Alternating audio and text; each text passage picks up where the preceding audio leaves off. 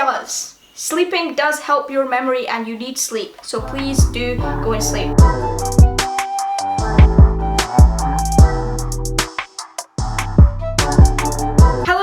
And welcome back to another video from HSTV, and in today's video we're doing something a little bit different. I'm going to be looking at some medical memes and seeing how relatable they are, if there's any truth to them.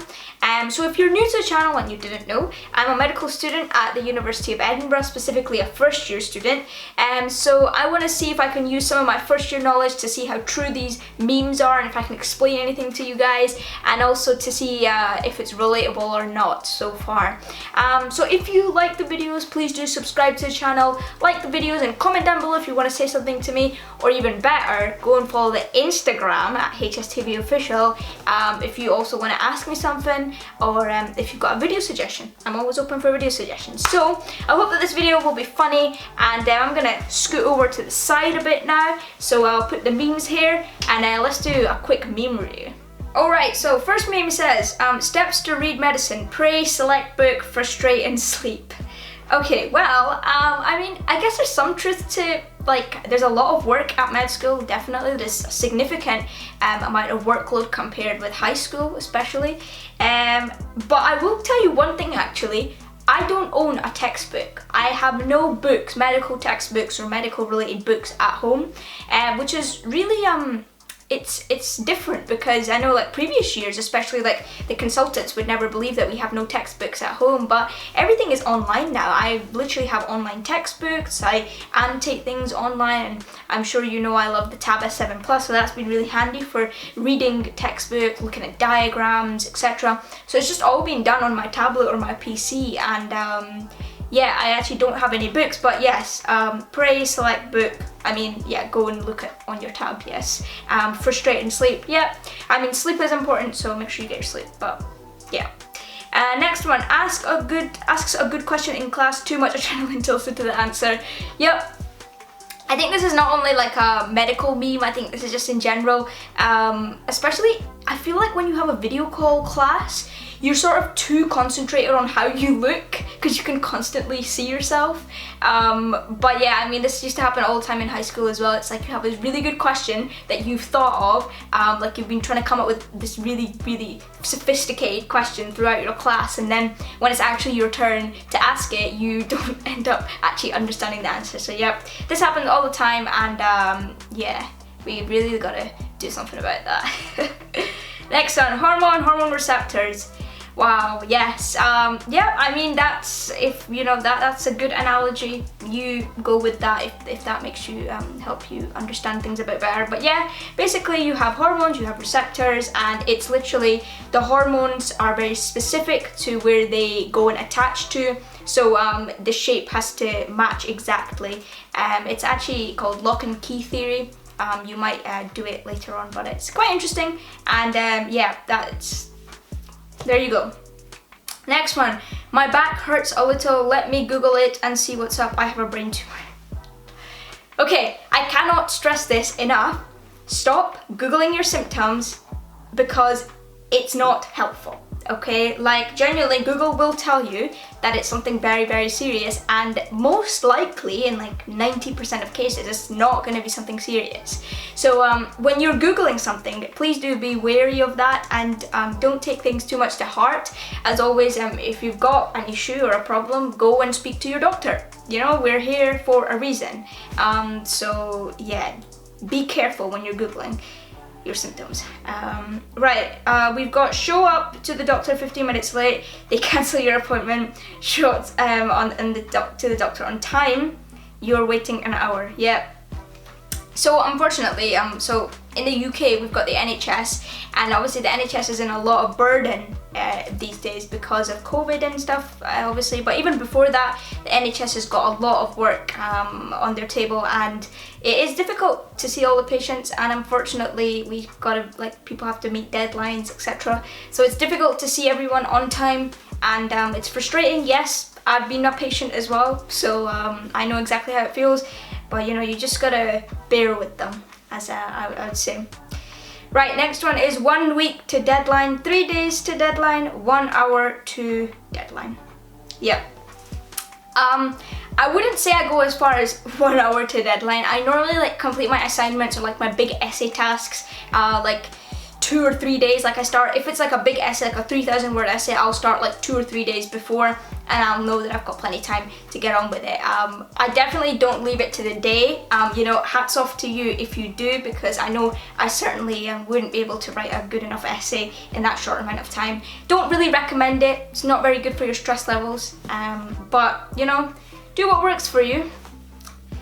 Next one, when you need to study but you remember that sleeping enhances your learning ability. It does. Sleeping does help your memory and you need sleep, so please do go and sleep. I always try and get to sleep before midnight, even when I'm like up working and doing stuff. I do try and get my sleep. I actually can't function without sleep. I know people who can like keep drinking coffee, or like who can stay up to 4 a.m, 5 a.m in the morning, but to be honest, I don't drink caffeine at all. You guys are gonna watch this video like 4 years later and be like, well, now she's a caffeine addict. But I want to stay off caffeine for as long as possible, and I've successfully done that so far. But yeah, get your sleep. Me sees dopamine. My brain releases dopamine. Wow. Just wow. Yeah, so dopamine is like your happy releasing kind of hormone, a neurotransmitter more in your brain, and makes you feel happy. So yeah, dopamine. Right, we have day in the life of a student in the medical field. Wow, oh my god, I actually know what I'm doing. Well, I'm screwed. Okay, back on track. Joke, I'm failing this year. I'm finally getting it. I know so much. Why am I so hard on myself? Oh right, that's right. Okay, yeah. I mean, this happens all the time. Like, you think that you understand the concept, and the next minute you don't, and the next minute you do, and then another lecturer explains it differently, and you're like, oh yeah, I get that, and then you're like, no, I don't get that. Happens all the time, and I don't think it's just medical students. It's kind of with any new concept that you're learning. It takes a bit of time to go in, so yeah, get it all the time. Things I do when I need to study. Tell everyone that I have to study. Yeah, I mean, that does happen. I feel like that's like a motivation thing, I feel like. So like when I'm like downstairs with the family and all, and I'm like, oh, I've got work to do, I will like prepare myself to work, and then I will tell everyone that I need to work, and then I'll eventually come up and work. So yeah, I mean, I think this happens to everyone, and it's pretty funny, you know. You always get that like from your family as well, like people think that you're busy all the time, and like half the time you're not actually doing work, you're just kind of going on your phone or like doing something else. So this happens all the time. Yeah. Expectation versus reality. Oh my god, I cannot stress this enough. So this is only in my first year of med school, so we've only done like a little snippet of what we need to learn about as a doctor. And I cannot tell you, like the diagrams, it's like all color coded, got red goes to this, green goes to this, it's all beautiful. And then you see like a real cadaveric image, and it's like, it's all grey. What's going on?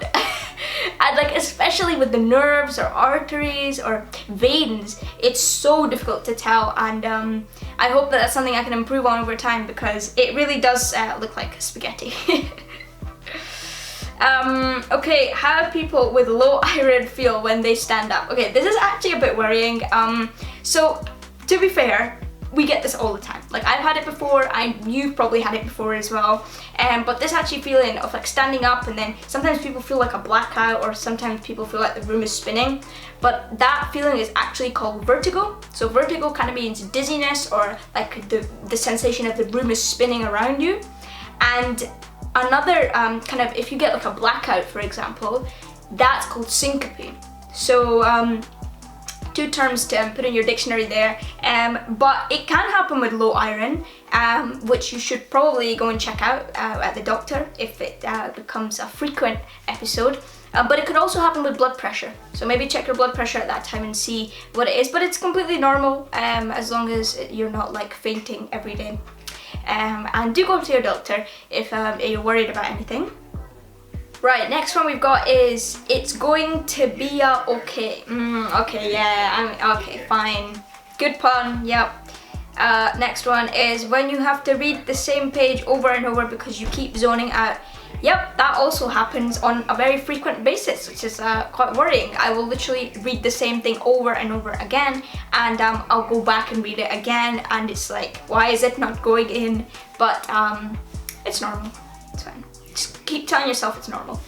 Family members, hey, you're basically a doctor, can you check this out for me? Me, a first year med student. You know, this actually happens all the time. Like, I have all my family members coming to me being like, oh, I've got a headache, what does this mean? Oh, I've got this. Even my brother, you would have seen him in the previous videos, but even he's like, oh, I banged my head on this. Have you learned about what happens to your head and blah, blah, blah. And I'm like, yes, I do.